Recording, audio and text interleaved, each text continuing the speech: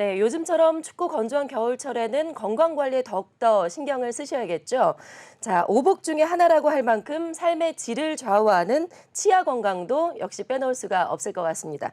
자, 오늘 이 시간 김현철 랭스치과 대표 원장과 함께 겨울철의 올바른 치아 관리 방법에 대해서 짚어보겠습니다.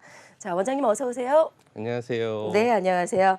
자, 겨울이 오면 추운 날씨가 이어지게 되는데 우리가 몸 건강뿐만이 아니라 치아 건강에도 신경을 써야 네. 된다라고 합니다. 어떤 걸 주의해야 될까요?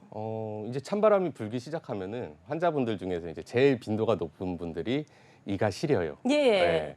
사실 여름철에도 찬 음료수 때문에 시리다고 하시는 분들이 많지만 겨울철에 특히 이렇게 찬바람이 많이 불면은 바람을 들이마시면서 이가 시려지시는 경우들이 네. 많으세요. 겨울철에 유독 많아지는군요. 그렇죠. 예, 근데 이렇게 이가 시려지셨을 때 시려졌다가 금방 괜찮아지실 거거든요. 네, 근데 요게 이제 방치가 되면은 네, 이 비가역적인 단계로 전환을 하게 됩니다. 네. 그렇기 때문에 증상이 있으실 때는 이게 단순히 추워서 시리신 건지 아니면은 치아에 문제가 있는지 한번 체크를 받아보시는 게 좋겠습니다. 네, 시야가 겨울철에 시리다고 좀 느끼면 바로바로 병원에 가서 진료를 받아봐야 된다. 그렇죠. 예, 이가 조금 추운 날씨에는 당연히 좀 시려지실 수는 있는데 예, 이가 많이 패여서 시리신 분들이 있거든요. 예. 그럴 때에는 이제 좀 그런 치아를 보호를 해주셔야 이제 더 안 좋은 단계를 좀 막으실 수 있을 것 예, 같아요. 방치하지 말고 바로바로 병원에 찾아가서 전문의와 상담을 좀 하셔야 될 것 같습니다. 자, 치아가 이렇게 나빠지면 여러 가지로 뭐 치료하는 방법들이 있을 텐데 어떤 것들이 있을까요? 우리가 보통 치아가 안 좋다 하면은 크게는 충치냐 예, 아니면은 잇몸 질환이냐 이 두 가지로 나눌 수가 있을 것 같아요. 네, 오늘 우리가 이 썩는 거는 학교 가도 어렸을 때부터 검사를 하죠. 몇 개가 썩었고 몇 개가 네, 썩을 가능성이 있다. 이런 단계가 이제 충치 치료 단계고요. 그런 충치가 조금 심해지게 되면은 치아 골격 자체가 약해져서 이제 치아가 깨져 나가거나 예. 아니면 뿌리까지 금이 가는 경우가 발생을 하게 됩니다. 잇몸이 안 좋으신 경우는 우리가 제일 흔하게 치과 치료 받는 것 중에 하나가 스케일링 치료죠. 그쵸. 치아 주변에 치석이 쌓였을 때 그런 치석 같은 것을 제거하는 술식이 필요하게 되고요. 이런 치석이 조금 더 진행이 됐을 때는 네. 잇몸 속까지 파고들게 돼요. 저렇게 잇몸이 지금 보시면은 이에 뿌리까지 드러나게 되는 거죠. 그렇죠. 예. 이 환자분 같은 경우는 충치와 잇몸이 둘 다 안 좋으신 거예요. 네. 그래서 지금 보시면은 이가 좀 다른 분들보다 길죠. 이 예. 길다는 거는 치아 자체가 긴 거보다 잇몸이 안 좋아서 잇몸이 내려가서 상대적으로 치아가 길게 보이시는 거고요. 노출되어 있는 뿌리 부분이 아무래도 머리 부분보다는 조금 더 썩기가 쉽기 때문에 좀 네. 썩어 있는 양상도 보이는 겁니다. 네. 저럴 때는 잇몸 치료까지 같이 병행을 해야 된다라는 거죠. 그렇죠. 예. 저렇게 되기 전에 사실 병원에 가서 진작에 치료를 좀 받았어야 되는데 네. 자, 최근에는 그런데 틀니보다 임플란트에 상당히 많은 분들이 관심을 가지는 것 같습니다. 임플란트라고 하면 기본적으로 내 치아를 뽑아내고 그 가상의 치아를 가짜 치아를 나사로 박아서 꼽는 거를 얘기를 하잖아요. 네. 네. 생각만 해도 예, 너무 아플 것 같아요. 생각만 해도 네. 정말 내 몸에 나사를 박는다니 네. 정말 이게 아픈 소식일 것 같은데요. 네. 방금 잘 설명해 주신 대로 이가 없을 때 이를 대체할 수 있는 제3의 치아를 만드는 게 임플란트 술식입니다. 근데 우리가 임플란트 하면은 요즘에는 치과를 많이 떠올리시는데요. 우리가 보통 뭐 머리를 심거나 신장을 이식하거나 이런 모든 이식술이 임플란트입니다. 예. 그런데 이제 치아에서는 치아를 대신하는 게 임플란트가 되겠죠. 그래서 뼛속에 나사를 박는다는 거는 맞고요. 네. 그렇지만 이제 우리 뼈 자체는 그렇게 통증을 많이 느끼는 기관은 아니기 때문에 그렇게 많이 두려워하지 않으셔도 될 것 그런데 같습니다. 제일 아프게 느껴져요. 그렇죠. 이게 똑같은 소리도 네. 우리 몸 속에서 그중에서 입 머리뼈가 같이 진동을 느끼면서 그 소리를 들으면은 네. 환자분들의 이제 두려움이 좀 커지시기 때문에 어 이제 그런 부분은 참 해결하기 힘든 네. 난제인 것 같습니다. 우리가 공포감만 가지면 안 되고 그때그때 네. 이제 제때제때 가서 치료를 받아야 될 것 같은데 네.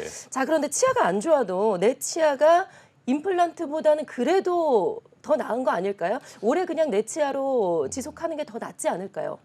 그렇죠. 사실 가장 좋은 거는 갖고 있는 치아가 맞습니다. 예. 왜냐하면 임플란트가 치아를 대체한다고 해도 100% 대체할 수는 없어요.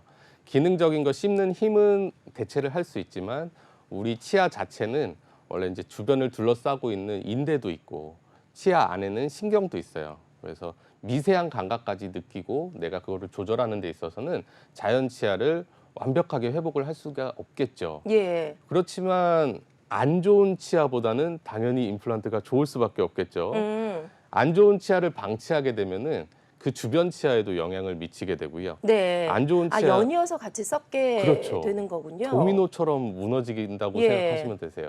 충치 자체도 충치균에 의해서 유발되는 거기 때문에 썩어 있는 치아가 방치가 되게 되면은 그 충치균이 우리 입안에서 다 돌아다닐 수밖에 없습니다. 예. 그렇기 때문에 조그마한 부식에도 금방 충치로 전환이 될 수 있고, 그래서 안 좋은 치아 방치하는 것보다는 당연히 임플란트가 좋고요. 임플란트보다 원래 내가 갖고 있는 이 당연히 좋고 소중하니까 예. 잘 관리를 하셔야 될 것 같습니다. 그러니까 어느 정도 썩었을 때 어느 정도 시기에 임플란트를 고려해 볼 수 있는지 그 기준이 궁금해요. 아, 기준은 예. 우리가 처음에 이가 썩는 단계에서 이가 손상이 많이 되고 우리가 이를 씌우게 되는 단계로 간다면은 네. 치아가 적어도 3, 4mm 이상이 남아 있어야 돼요. 네. 예. 치아 머리 부분이 있을 때 3, 4mm 정도도 남지 않는 단계로 썩어버린다.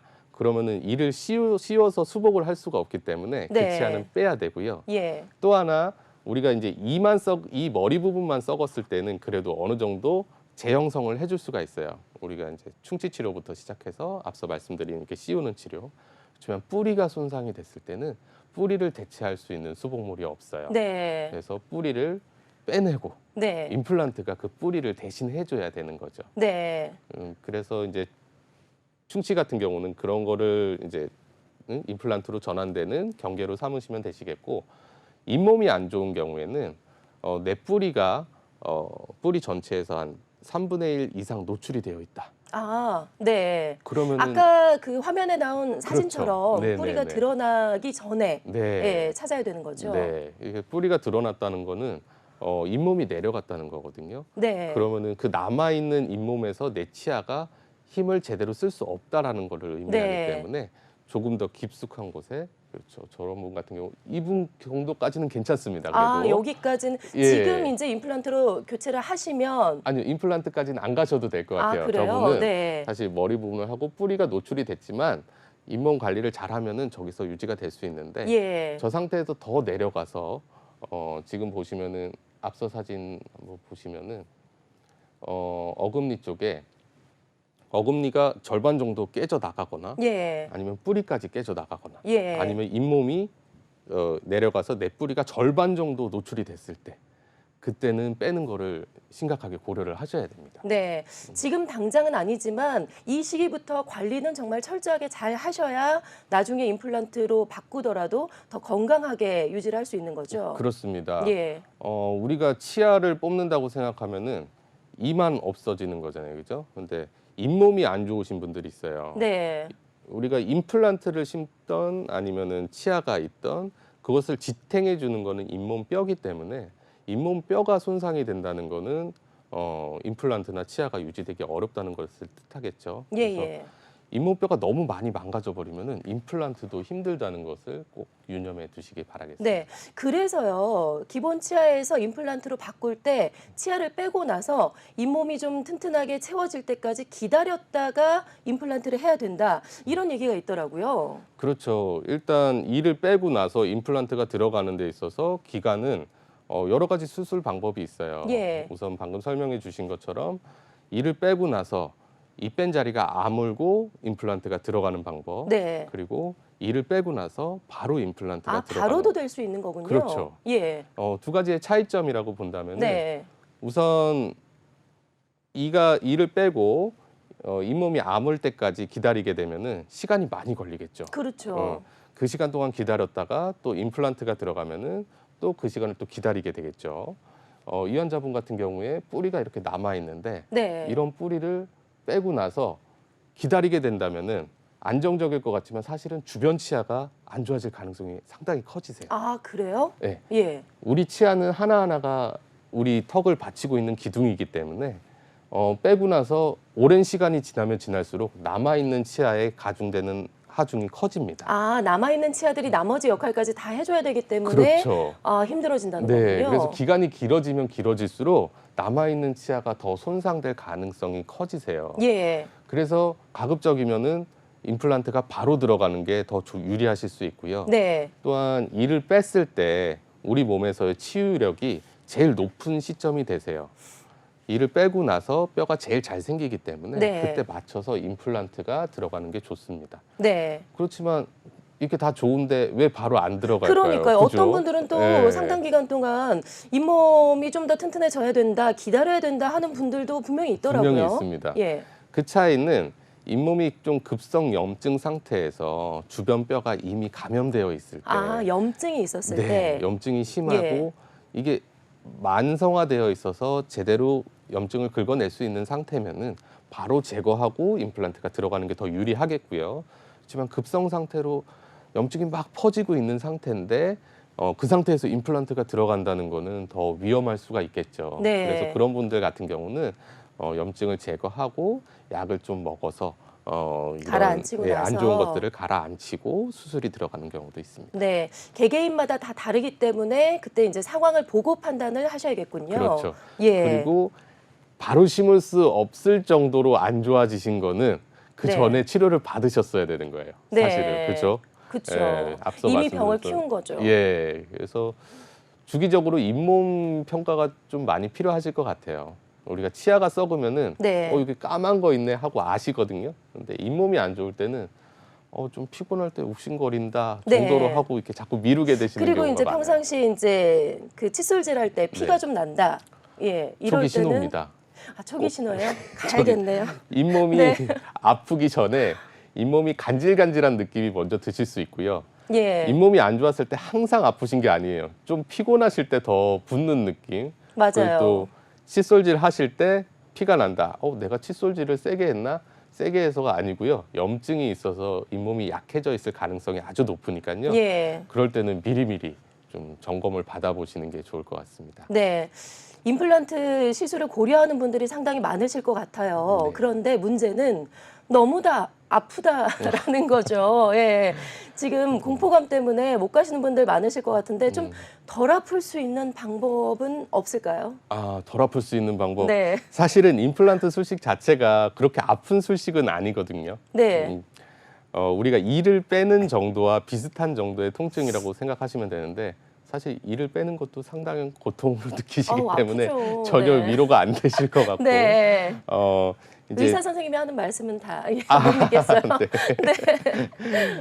이러한 공포심 자체를 조금 줄이기 위해서는 네. 진정요법이나 수면요법을 좀 사용할 수가 있을 것 같아요. 네. 좀 마음의 안정을 유도할 수 있는 진정. 우리가 어렸을 때 소아들 치과에 가면은 몸부림을 치고 하기 때문에 네. 이제 조금 가수면 상태로 재우는 경우가 있거든요. 아, 그래요? 네. 어른분들도 마찬가지세요. 예. 그런 엔토 가스 등을 이용해서 진정을 시켜서 이제 수술해서 조금 더 편안함을 느끼실 수 있게 하는 방법도 있고요. 네. 나는 생각조차 하기 싫다 하시는 분들은 잠시 주무시게끔 유도를 그런 해서 방법도 있군요. 임플란트 수술이 들어가는 방법도 있습니다. 예. 또한 뭐 임플란트 자체가 통증을 준다기보다는 이러한 소리나 아니면은 잇몸이 부으면서 부가적으로 나타나는 통증들이 많기 때문에 최소한의 침습적인 수술을 받으신다면은 조금 더 부작용도 적고 수술 시간도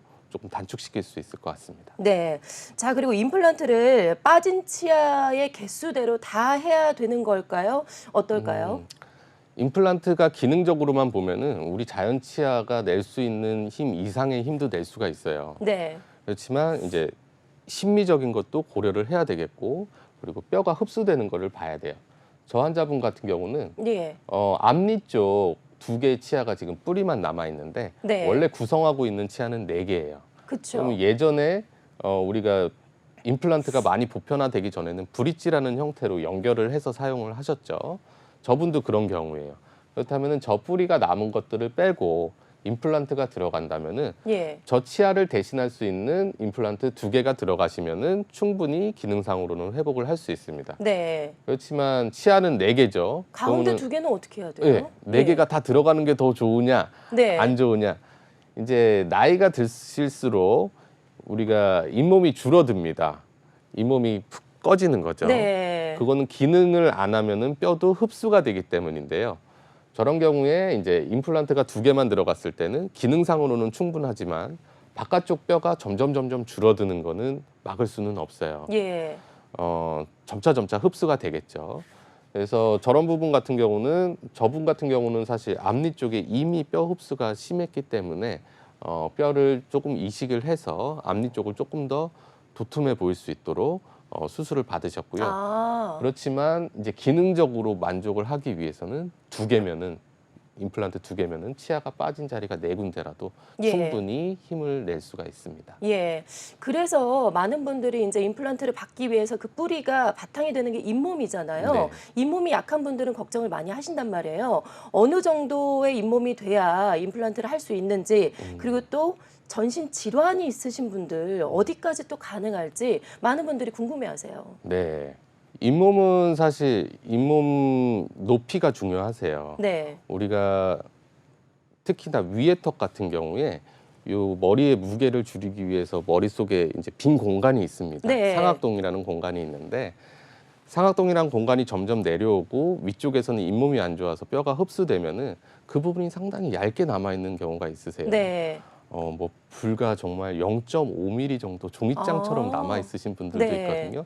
근데 그런 분들 같은 경우는 아무래도 이식을 한다고 해도 이식하는 뼈도 내 남아 있는 뼈가 유도를 해야 되는 부분이기 때문에 남아 있는 뼈가 어느 정도 있어야 되고, 그래서 다른 쪽에 이렇게 말씀드리면 조금 무서우실 수도 있지만 다른 쪽에서 뼈를 아. 자기 뼈를 빼서. 떼서 이식을 하는 경우도 그렇군요. 있고요. 예. 아니면 이제 이식을 하더라도 앞서 말씀드린 대로 바로 들어가는 것보다 조금 뼈가 되는 거를 기다렸다가 2차적으로 뼈를 올리면서 들어가시는 분들도 있습니다. 예. 그리고 전신 질환이 보통 있으신 분들 중에서 뭐 어르신들은 사실 고혈압, 당뇨 뭐 이런 거 다 네, 있으시잖아요. 기저질환이. 기본적으로 좀 전신적으로 네. 이렇게 약을 드시는 분들도 그쵸. 많으시고 할 텐데 임플란트를 하는 데 있어서 특별히 제약이 되는 거는 아니세요. 그렇지만 당뇨가 있으신 분들은 기본적으로 치유력에 있어서 좀 치유력이 떨어지시는 분들이 아, 많이 네. 있습니다. 그리고 회복력이 떨어진다는 그렇죠. 거죠. 예. 그리고 당뇨 같은 경우 합병증이 좀 제일 걱정이 되실 거예요. 덧나거나 했을 때 다른 분들은 약이나 아니면 염증 제거로 금방 치유가 될 수 있는데 당뇨가 심하신 분들은 그게 조금 더디실 수가 있어요. 그래서 치과에 내원하시기 전에 내과의와 충분히 이렇게 상의를 하시는 게 좋겠고, 예. 치과에서도 수술이 들어갈 때 가급적이면은 빠른 시간 내에 정확히 수술을 받으시는 게 제일 중요할 것 같아요. 다른 분들처럼 이렇게 잇몸을 많이 열어서 수술을 받으시거나 하면은 아무래도 회복하는데 조금 무리가 있으실 수 있기 그렇죠. 때문에 조금 나눠서 수술을 받으시거나 수술 시간을 조금 짧게 가지시는 게 좋을 것 같고요. 고혈압은 특별히 문제는 되지 않는데 고혈압이 혈압이 높으신 분들 중에서 이렇게 혈액 응고제를 같이 복용하시는 분들이 네, 맞아요. 많으세요. 네. 그렇기 때문에 그런 분들 같은 경우에는 임플란트를 심고 나서 출혈이 있을 때 네. 지혈이 어려우실 수 있기 그렇죠. 때문에 약을 미리 좀 조절을 하셔야 됩니다. 네, 알겠습니다. 자, 그렇다면 임플란트 수술을 했을 때 그 임플란트의 수명은 어떻게 되는지가 궁금해요. 네, 그러면은 뭐 그렇죠. 더 사실 이른 나이에 하는 경우도 있고, 예, 고령에 하는 경우도 있고, 다 개개인마다 또 다를 텐데, 과연 임플란트는 얼마나 버틸 수가 있을지. 자, 환자분들이 이렇게 그런 질문 많이들 하세요. 네. 그리고 사실 의사들도 임플란트 수명에 대해서 딱 수명을 정해주기는 어려울 것 같아요. 네, 왜냐하면 관리하기 나름인가요? 네, 맞습니다. 임플란트 자체가 썩지는 않겠죠. 예, 그렇지만 지금 제가 갖고 있는 이 이의 수명이 얼마일까요? 어떤 분들은 모르겠죠. 모르죠. 예. 어떤 분들은 갖고 계신 치아를 이제 평생 쓰실 거고, 어떤 분들은 잇몸이 안 좋아서 뭐 20, 30대, 30, 40대에 발치하시는 분들도 있을 거예요. 예. 마찬가지 임플란트도 관리만 잘 된다면은 평생 사용하실 수 있습니다. 더군다나 이제 치아처럼 썩는 게 아니기 때문에 충치로부터는 훨씬 자유로우실 수 있어요. 단 잇몸이 안 좋았을 때는 예. 더 조심을 하셔야 돼요. 그쵸. 우리가 잇몸이 안 좋았을 때 아까 말씀드렸듯이 약간 간질간질한 느낌이나 피가 나는 느낌으로 증상을 체크하실 수 있어요. 그렇지만 임플란트에는 신경이 있거나 하지 않거든요. 네. 그래서 많이 안 좋으실 때까지 좀 방치되는 경우들이 많아요. 임플란트와 잇몸 사이에 음식물이 끼거나 그래서 그게 문제가 될 수도 되는 경우가 있잖아요. 많죠. 예. 네.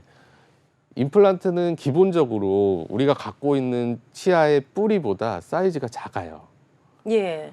두껍지 않은 거죠. 뿌리의 크기를 다 대체한다면은 남아있는 얇은 뼈로 임플란트가 지탱이 되질 않습니다. 그래서 뿌리보다 더 작은 사이즈로 임플란트가 들어가거든요. 그렇기 때문에 머리는 크고 뿌리는 가늘기 때문에 네. 그 사이에 공간이 더 많을 수가 있습니다. 네. 그렇기 때문에 임플란트에서 가장 중요한 것 중 하나가 정기 점검.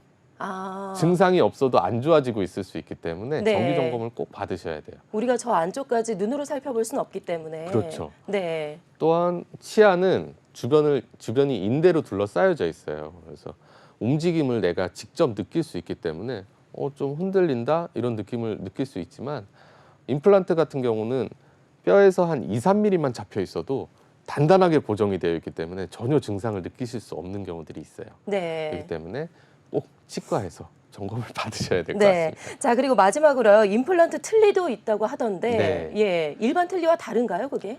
일반 틀니라 하면은 요즘에 예전에 잇몸에서 지탱을 하는 할머니 할아버지들 많이 사용을 네. 하셨죠. 그렇지만 뼈에 직접적으로 고정을 얻는 건 아니기 때문에 자주 빠지고 그런 경우들이 있었죠. 그런 경우를 보완하기 위해서 임플란트를 소수 심고 임플란트에서 틀니를 잡아줄 수 있는 정도의 역할을 하는 임플란트 틀니가 있습니다. 예. 그리고 마지막으로 하나만 더요. 저희 네. PD가 꼭 물어보려고 하는데 이 건강, 잇몸 건강은 유전인가? 어떤 분들은 정말 이가 안 썩는 분들도 있던데요. 짧게 좀 말씀해 그렇죠. 주세요. 짧게 네. 말씀드리면은 뼈의 성분 자체에 유전적인 부분이 있습니다. 네. 고래질, 뼈가 단단하신 분도 있고 약하신 분들도 있고 그리고 치아가 좀 불균형하게 나 있는 분들 그런 것도 유전을 좀 많이 영향을 받겠죠. 예. 그런 분들은 관리하기가 힘들고 사실 치아 입안에 있는 세균이 많은 영향을 미치는데 그 세균군이 이제 태어나고 나서 부모에 의해서 많이 결정이 되기 때문에 아, 네. 유전적인 부분은 부분도 분명히 영향이 있다. 있다라고 말씀드릴 수 있겠습니다. 알겠습니다. 자, 오늘 임플란트의 모든 것에 대해서 자세하게 좀 살펴봤습니다. 지금까지 김현철 랭스치과 대표 원장과 함께했습니다. 고맙습니다. 감사합니다.